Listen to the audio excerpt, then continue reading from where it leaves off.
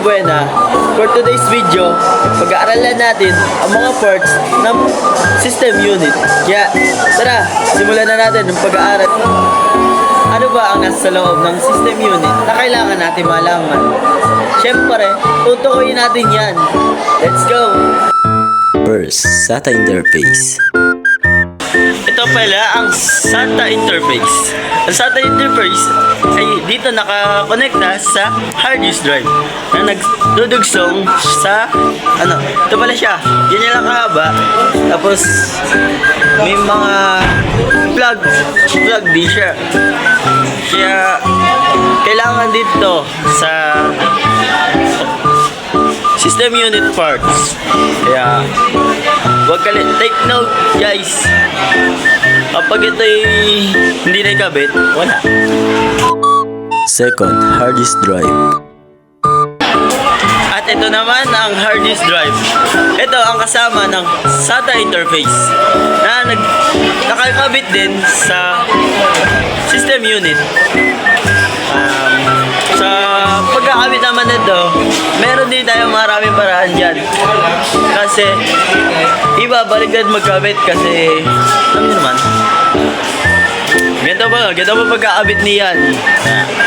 Tayo lang natin matapos ang ting. Pagkatapos po natin ikabit, ito po, kung itatanong nyo kung saan ito nakabit, dito po siya nakabit sa hard disk Try natin guys. HDD. Ito po siya nakakabit dyan. Meron po dito isang vlogger na tinutulungan po tayo. Bale, ganyan po nakakabit yan. Tapos yung SATA interface na pong yun, ilalagay na po siya dyan. Pero tignan, lagi nyo po lalagyan ng tornilyo kasi baka magkabog. Mahulog siya sa iba. Ay! Nahulog sa iba. Third, random access memory. Ito pala ang RAM o random access memory. Ang purpose naman nitong RAM ay kapag isa lang ang RAM sa iyong PC ay magkakaroon siya ng lag. Depende.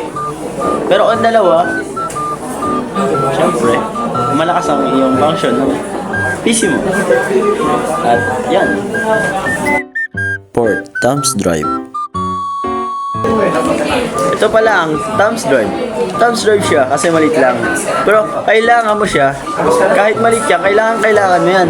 Huwag mo iwawala. Kasi dito nakalagay ang lahat ng files na gusto mo ilagay. Kagaya ng files na sa document, video, whatever, kahit anong gusto mo. Fifth, optical drive. At ito naman ang optic drive. Optic drive ay dito nakalagay yan. Purpose nga pala nito ay ma-read din sa PC. Like dito siya nakalagay. Yan. Yang ito, papasok yan dyan. Yan, papalit lang. Pasok natin. Yun. Yan na, ito, ginagalaw ko. Doon niya nakalagay. Yan, hugutin mo na natin. Kasi papasokan na nun. Doon nakalagay itong optical drive. Purpose nga rin ba yan ay nagmamanage din yan sa PC. Pakita ko sa inyo kung ano yung mga parts sa loob ng PC. Kasi tapos na tayo sa ibang parts. Nasaan yung solid state drive? HDD. O yung hard disk drive? Ito pala ang power supply unit. Giting ko na lang pala lahat ng parts ng system unit. Siyempre, motherboard, CPU pan, tsaka ribbon cab, tsaka meron na rin pala yung internal all-in-one reader, tsaka VGA card, sound card. Siyempre, lahat yung kompleto yan, hindi mawawala.